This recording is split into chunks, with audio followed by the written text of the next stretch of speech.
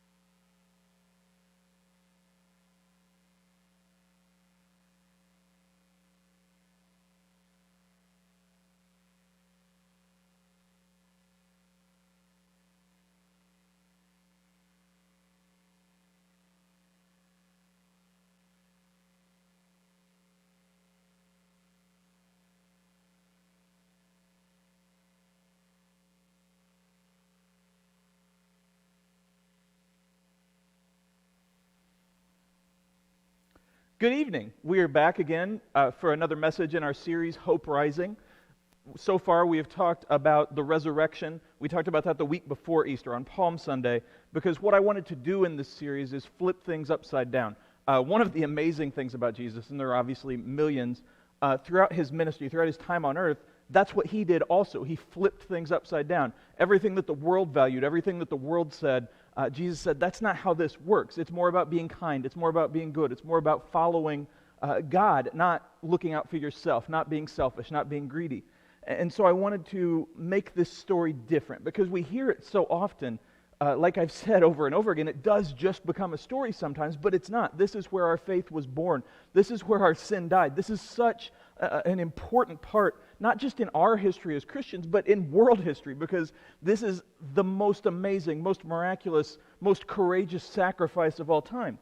And so from the resurrection, last week on Easter, we talked about the crucifixion, and we talked about just everything that he felt or must have felt going through that moment. Because it wasn't just hanging on the cross and dying, which would have been bad enough, suffocating, but he was beaten almost to death. He was betrayed. He was doubted.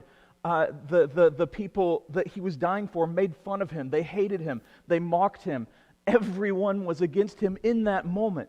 And yet his heart was for them. His heart was always for them. And so this week we're going to go back another step. And I'm going to be talking about the prayer in Gethsemane and his actual arrest. And I want to talk about, the title of this week is Being Human, because you're going to see in this passage, in this week, different examples of humanity. You're going to see basically the good examples, what humanity can be that is amazing, that is hopeful, that is powerful through Jesus. And then you're going to see kind of the bad, the disappointing, the things that we so often cringe at seeing through even the disciples, the Pharisees, Judas, obviously. And so I'm going to start with Matthew chapter 26, verses 36 through 56.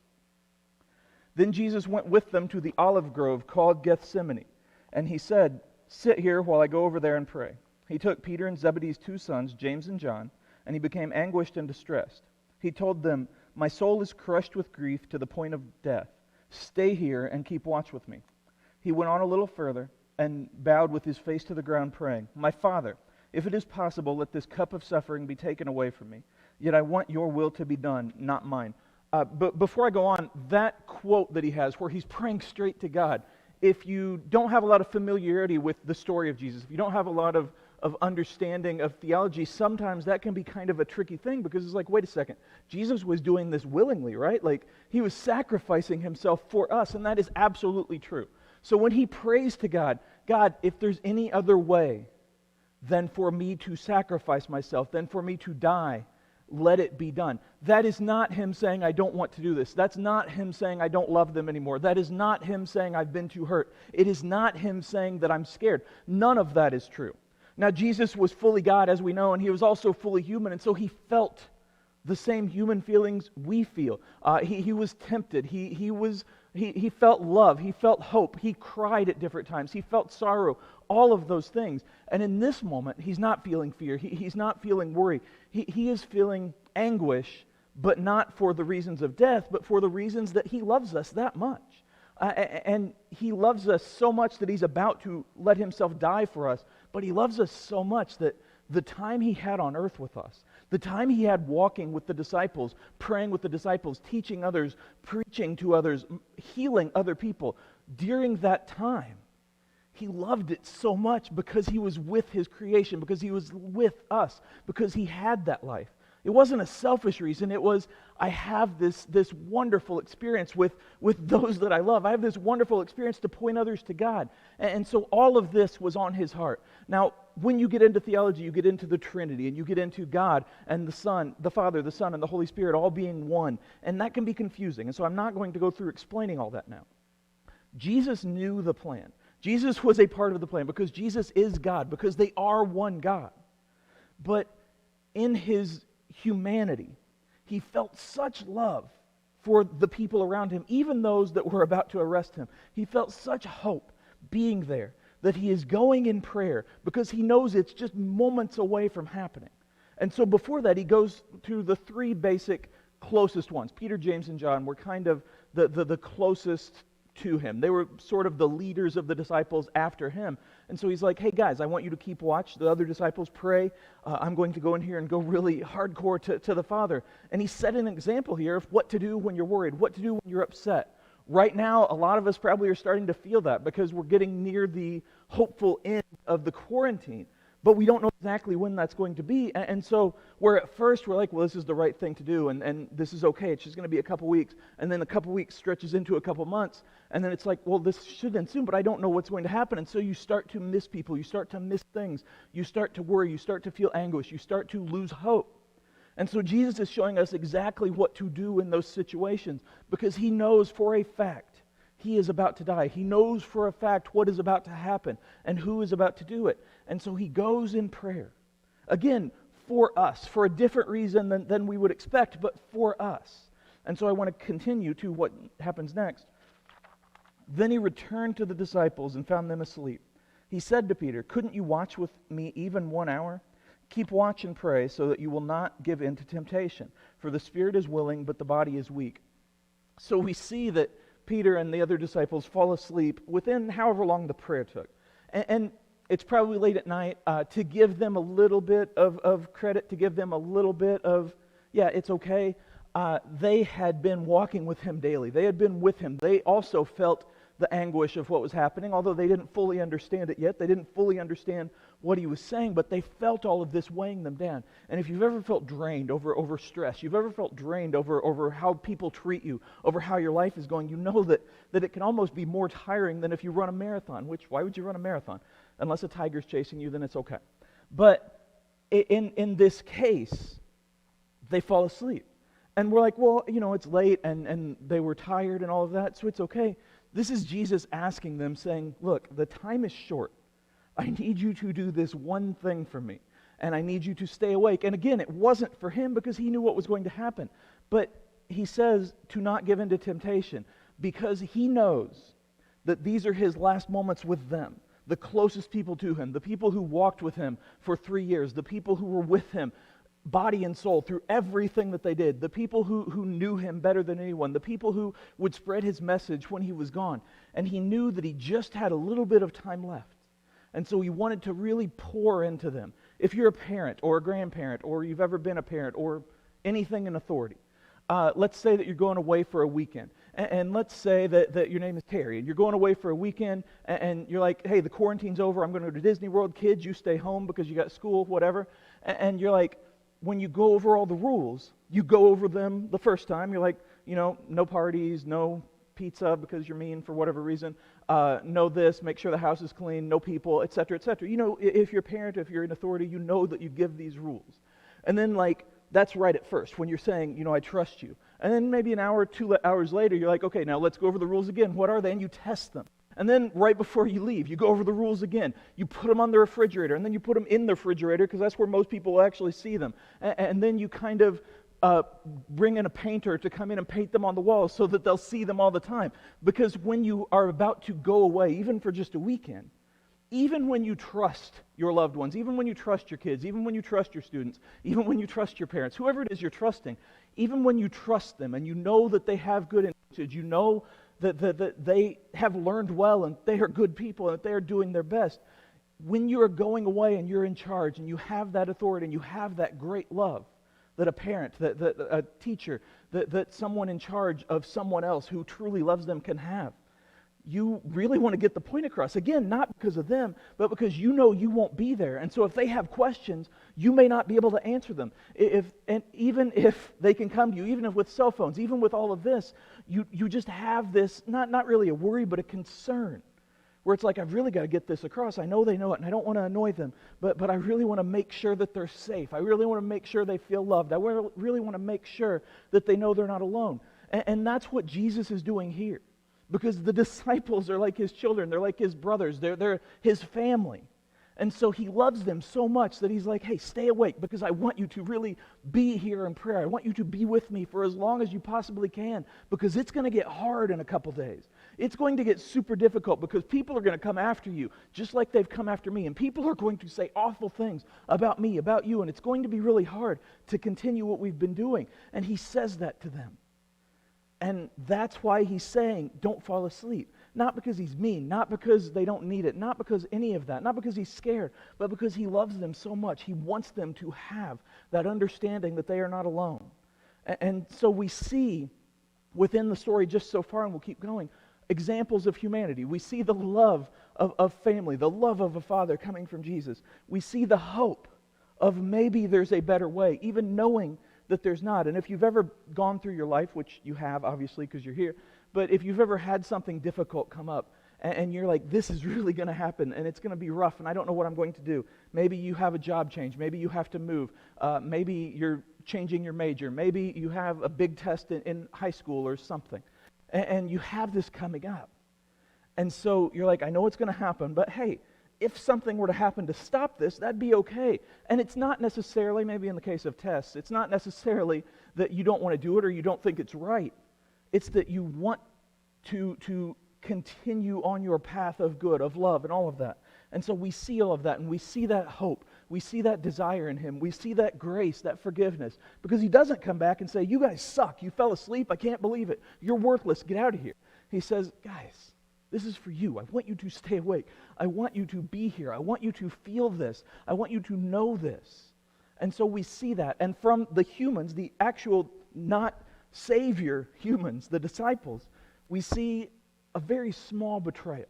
Now, if you've ever been betrayed, you know that the scale doesn't matter whether it's small or big, but you see them essentially disobey. Not on purpose, not to be a jerk, not to be mean, not because they thought they knew better, but they go against what he said just because it happens. And sometimes that's what our life is. And so we start to see what it means to be human, what it means on each side, because for the disciples as a human, you're going to screw up sometime. You are going to have days where you mess up, where you don't do what you're supposed to do, or you do what you're not supposed to do, or you say the wrong thing, or you wear a Homestar Runner shirt a couple weeks ago and people are like, what is that, Batman? It's never going to be Batman, guys. Marvel for life. And it's all of this stuff that you feel and you know because you're human. Because you're weak sometimes, and you're strong sometimes, and you're good sometimes, and you do stupid things sometimes. But in that humanity is such hope. Because we see through Jesus the perfect form of humanity. We see what we can be. We see who we can be if we continue to do that. And so if you know, well, I'm human, I'm going to mess up, there are basically two paths you can take that way. You can be like, okay, I'm going to mess up, so whatever happens, happens, then I'll ask for forgiveness after. That's stupid. If you do that, it's going to be a problem at some point. Because eventually, it will go from, I'll ask for forgiveness after, to, I'll ask for forgiveness after the next time, and then the next time, and then the next time. And you stop asking. And so your heart changes, and your life changes. But if you understand, I'm human. And so I'm probably going to mess up sometimes. I'm going to do my best not to. I'm going to do my best to be like Jesus. But when I do, when I mess up, I am going to give myself grace by going straight to Him and saying, I knew that I would do this. I knew that this would happen. Please help me to not let it happen again. And you go to Him. And that's what we start to see here. And so going to the next part, then Jesus left them a second time and prayed, My Father, if this cup cannot be taken away unless I drink it, your will be done. When He returned to them again, He found them sleeping, for they couldn't keep their eyes open. So He went to pray a third time, saying the same thing again. Then He came to the disciples and said, Go ahead and sleep, have your rest. But look, the time has come. The Son of Man is betrayed into the hands of sinners. Up, let's be going. Look, my betrayer is here. And so here we see again that the disciples, again, couldn't stay awake for that amount of time. Again, going back to if you're a parent, if you're a student, if you're somebody in charge, often you will find that when you want your kids, your students, your people under you, your employees, whatever, I don't know how real life works apparently, but when you want them to do exactly what they're supposed to do, it can be kind of rough because it's like, hey, you need to study or you need to get rest and you need to do this. They'll find hundreds and hundreds and hundreds of reasons not to, just like we do in life.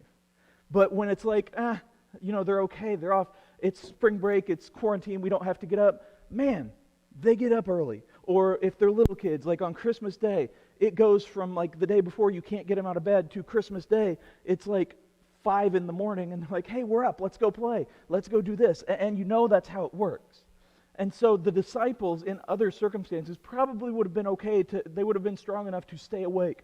But here, for whatever reason, they kept giving in. And again, they weren't doing this because they were trying to hurt Jesus. They weren't doing this because of any bad reason necessarily. They just didn't understand what was happening. They knew what He was saying. They knew what the case was. They knew what was going to happen from His mouth, from what He'd said, from what He predicted, from what He prophesied. But they didn't fully, I don't want to say believe, but they didn't fully grasp it. Because I think all of them had seen so much of Jesus. They had seen so much power, so much amazingness, so many miracles, so much everything, that it's like, well, this can't obviously happen. Like, there's no way this can happen. There's a point a little bit before where Peter says, hey, you're the Messiah. And Jesus is like, you're the first one to say that. That's why you're going to be the rock of the church. You understand this. And then just a little bit later, like minutes later, Peter's like, but you're never going to die. Like, you're wrong. And, he doesn't say you're wrong, but by saying that, he's going against what Jesus had just said. And so Jesus is like, get away from me, Satan. Like, what are you talking about? This is not going to go this way, because the disciples, like the Pharisees, like everyone at this time, had certain expectations of what the Messiah would be. They expected His kingdom to be on earth. They expected Him to be a warrior. They expected Him to take down Rome, to take down all of Israel's enemies. That's what they expected. Even though the disciples were with Jesus every day, to know, well, this clearly isn't what it is, knowing something and knowing something are two very different things. And so they just don't quite grasp what is happening. And we see again another small betrayal from them where they just couldn't do for this one moment, stay awake, couldn't listen, couldn't pray, couldn't do whatever. And we see in Jesus the ultimate example of what it means to be the best human we can be. He prays and says, God, Father, this is what I hope will happen. But if it can't, whatever you say goes.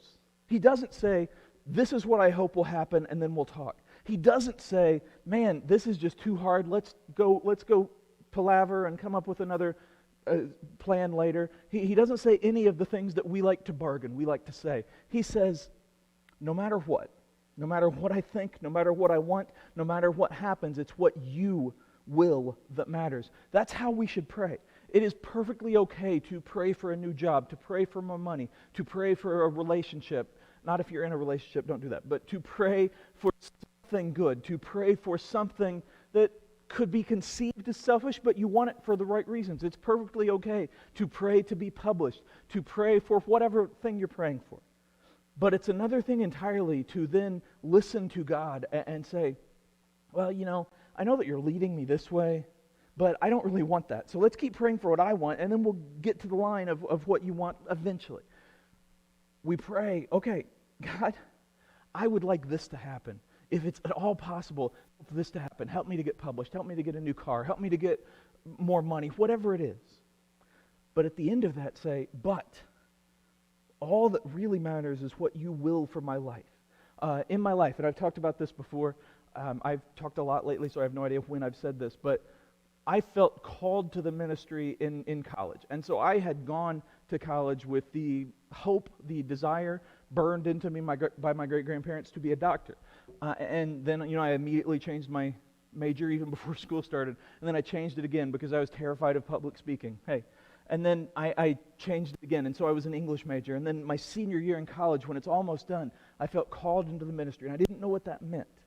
Now, I went and got my master's, but I started volunteering, and there were a lot of things in there. There was a dark period where I didn't know where I fit, and I didn't know how to follow, and I didn't know what to do.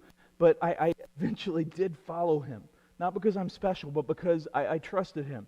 And so there have been, since that point, many times where maybe I had another option, or maybe something else could have happened, and where I could have said, God, let me do this. Let me go this way, because this is really hard. But I try to say, okay, this may be what I want, but I want to do what you want. And it's hard. And there have absolutely been times where maybe I didn't say that because it's tricky and it's hard and because we're human. But I try with my life to continue saying, no matter what happens, it's what all that matters to me is what you want. And so that's what Jesus is showing us here. And then we get to the very difficult part. And so I want to go to the next verse, which is, and even as Jesus said this, Judas, one of the 12 disciples, arrived with a crowd of men armed with swords and clubs. They had been sent by the leading priests and elders of the people. The traitor Judas had given them a prearranged sign. You will know which one to arrest when I greet him with a kiss. So Judas came straight to Jesus. Greetings, Rabbi, he exclaimed, and gave him the kiss. Jesus said, my friend, go ahead and do what you have come for. Now, Judas knew who Jesus was. He didn't need to kiss him in order to show it. That was for the Romans because they really didn't know anything but Roman business. They didn't care. And so we have, in many ways rightfully, turned Judas into the greatest villain in the history of anything. And don't get me wrong, he betrayed him, and he did it greedily and selfishly, and he absolutely is a villain. And he did the wrong thing, and he put his own desires, his own needs above Jesus. But I think that Judas was like the other disciples. I think that he thought so highly of Jesus. Now, he wasn't truly following him because he was stealing before that. But I think he thought so highly of Jesus. And he thought he had so much power that when they came to him and he had this opportunity to make some money and betray his friends, he probably thought, and there's no way to prove this, but he probably thought, I could get some money here. And then Jesus, he's raised the dead, he can get out of anything. So I can get some money. He'll never know it was me. Although the walking up to him and betraying him is kind of tricky. But it's he'll be okay, and I'll get forgiveness, and we'll all be okay. And that's why Judas eventually killed himself, I believe, because he saw him die on the cross, and he's like, what have I done? And so instead of saying, what have I done? Can I have forgiveness? He gave up, and you don't want to give up. But I believe that he thought he had reasons. Now, there's a phrase about the best intentions, and so often in our lives, this is what we do. And so often in our lives, people think that they are doing the right thing for the wrong reasons. They think that they have the right answer no matter what else, and that's what Judas was. And so he did the wrong thing, and he paid for it, and it sucks for everybody. But the other thing that I want to pull out here that we don't often talk about, because again, Judas is their villain. Judas was with him for 3 years. Regardless of what he'd stolen, regardless of what he said, regardless of how annoying he was, regardless of what his hair looked like, regardless of whatever about him. Maybe he smelled, maybe he was annoying, whatever. Regardless of all of that, he was with him for 3 years. And so Jesus loved him. He would have loved him anyway, but he was one of Jesus' 12 closest friends on earth. So imagine for a second, like the 12 people that are closest to you in your entire life. It could be family, it can be friends, whoever, people that you love, people that you trust, people that you respect, people that you know. And I would guarantee that out of those 12, there's been at least one that you've argued with at some point in the last year. Like you've had a stupid argument or a good argument or something. Obviously, a stupid argument is when they win, a good argument is when you win. But you've had that feeling of animosity, maybe just for a moment, but you've had problems, but they're your closest people. They're your circle of friends, your family. They're the 12 people. Now imagine one of them, and it doesn't matter where they rank, one of them betrays you to the IRS or the FBI or whatever today would be. And they betray you. Hopefully there's nothing that can get you betrayed to that. But they betray you for whatever reason. They go behind your back. They steal your job. They do something awful. They steal your car. They betray you in a seemingly unforgivable way. Now, you're going to be upset at the betrayal, and you're going to be like, this is awful, this person sucks, I can't believe this. But imagine the hurt on top of that of, this was somebody that knew me. This was someone who was there for my birthdays, someone who was there for all of the family gatherings, someone who was there every day, someone who knew everything about me, who knew my heart, someone who loved me. And they did this, they turned on me, they betrayed me. That's what happened here. So take everything you think about Judas aside, he absolutely was a villain. And he absolutely was the core of evil in this moment. But before this moment, even knowing what he was going to do, he was one of Jesus' 12 closest friends in the entire world. And so when Jesus saw him, even though he knew, just like he knew he was going to die, even though he knew he was about to be betrayed, he had to think, man, my friend, my brother, the person who I helped, the person whose feet I washed, the person who I gave chance after chance to, how can this happen? And that had to break his heart. And so this is absolutely about him being arrested and taken for something he didn't do and killed for something we did. But it is also about this betrayal, this human desire for self over everything else. And we all get caught up in this one time or another. We all go a little too far to get a promotion, or a little too far to get ahead, or a little too far to do whatever. Maybe you have cheated before on a test, or you've done something that you know is wrong. You've stolen like a candy bar or a magazine, something small. And you're like, okay, this is small, and I'll pay extra next time, or I'll ask for forgiveness, and he'll forgive you. But humanity has this awful center point of putting self above everything. And we see it from creation on. At time after time after time, humans, which is all of us, no matter what you think about people, which is all of us, humans put themselves above everything else, even without knowing it sometimes. And so that's what Judas is doing here. And you see Jesus, who is the best of everything, seeing that, feeling that, being betrayed and betrayed and betrayed, and still saying, go ahead and do it. He could have said bad things to him. He could have cursed him. He could have struck him down. He could have done all kinds of things. He could have said, you never were important to my ministry. You had nothing to do with this. You were just here for this purpose. He looked at him, and I guarantee on top of that hurt and that heartbreak, he still felt love. And he felt sorrow for what he knew was going to happen and what he knew he had decided. And so we see humanity at its best and its worst. And I'm going to continue a little bit more. Then the others grabbed Jesus and arrested him. But one of the men with Jesus pulled out his sword and struck the high priest's slave, slashing off his ear. Put away your sword, Jesus told him. Those who use the sword will die by the sword. Don't you realize that I could ask my Father for thousands of angels to protect me, to protect us, and he would send them instantly? But if I did, how would the scriptures be fulfilled that describe what must happen now? Now, in other translations, in other Gospels, we know that this is Peter that does this. Peter who loved him. Peter who believed in him. Peter who was his closest friend. Peter who was so bold and strong and right at the front. Peter who was about to doubt him. But in this moment, we see the misunderstanding the disciples have that so many of us have. He thought that this would be done by force. He thought that because humans respond to power and violence, humans respond to popularity and things like that, and looks and attractiveness and money and things that you have. He thought, well, that's how it goes. So we start this. We have to do something bad to accomplish something good. How many times have we had that thought run through our heads? And Jesus says, no, no, no. This isn't how it works. And he makes an awesome case, like saying, hey, I could get out of this if I wanted to. But this isn't who we are. And so we see the human side, the humanity, the bad side of humanity, which is betrayal and greed and selfishness and violence. But we see Jesus showing us who we should be, who we should try to be, who our best selves can be, with forgiveness and grace and peace.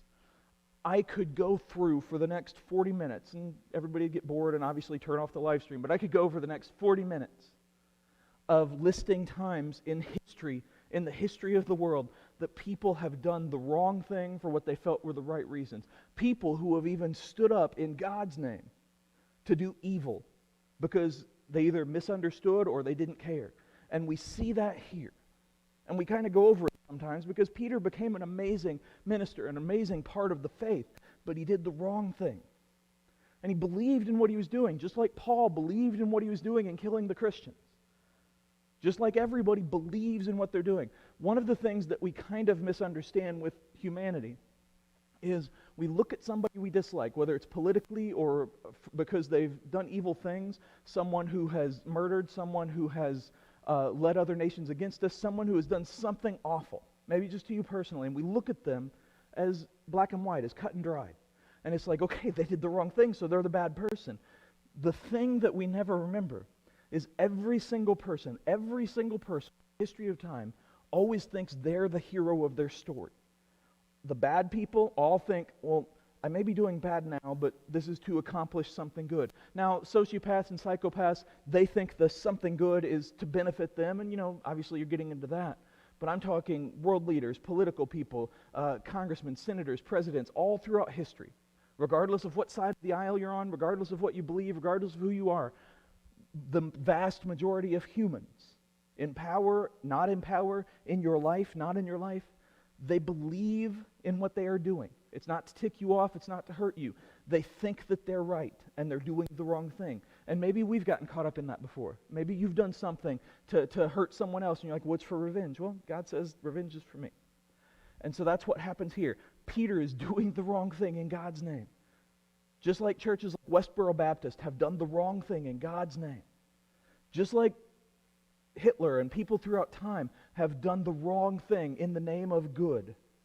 Just like we see this time and time and time again. And again, I could name example after example after example. And yet, Jesus says, this isn't how we do things. We don't become what we're fighting against in order to be who we are. This is what kills me, especially in presidential election times, especially in politic times. I watch on Facebook, and I see half of the people talking about the stimulus check coming up, and I see half the people saying, well, the people that say he's not your president, they shouldn't spend this, they should send it back. And then the other half saying, well, the people who say socialism is bad, they shouldn't spend this, they should send it back. And that's ridiculous, because both of them, you get money, you get money. And so we see this over and over and over again. We see a lack of caring for the other side. We see a lack of caring for everything but ourselves. We see that in Peter. And we hear Jesus saying, hey, there is an absolute right and wrong. And there is a good side and a bad side, and you should do the right thing. You should be on the side of right, and you should speak up for your beliefs. You should fight for your beliefs. But you should never become what you are fighting against, because that is not justified. And so that is what we see here. That is the ultimate good and bad of humanity.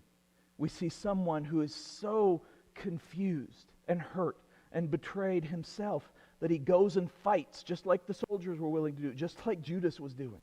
Just like the Pharisees were doing. And we see Jesus calmly fix it, heal it, not just with his hands, with his power, but with his words to Peter and with his forgiveness later. We see him say, this is about peace. I know that you think that you're so right that everybody else needs to just listen, and maybe that's true. But this is about being that rightness, being that light, being that example, being that person, that light like Jesus. And he shows us what humanity can be while fighting against what it is sometimes. And he says very simply, hey, this is not how we do.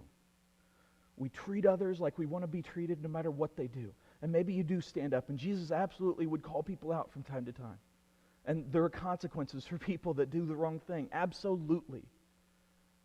But it was always with love and grace and peace and forgiveness. And it was always being who you should be. And so last part of Scripture, and then I'll be done. Then Jesus said to the crowd, "Am I some dangerous revolutionary that you come at with swords and clubs to arrest me? Why didn't you arrest me at the temple? I was there teaching every day, but this is all happening to fulfill the words of the prophets as recorded in Scripture." At that point, all the disciples deserted him and fled. And so you see, he does call them out. He calls out Judas and the soldiers, and he doesn't do it violently. He doesn't do it cruelly. He does it in a way where they know he sees their hearts.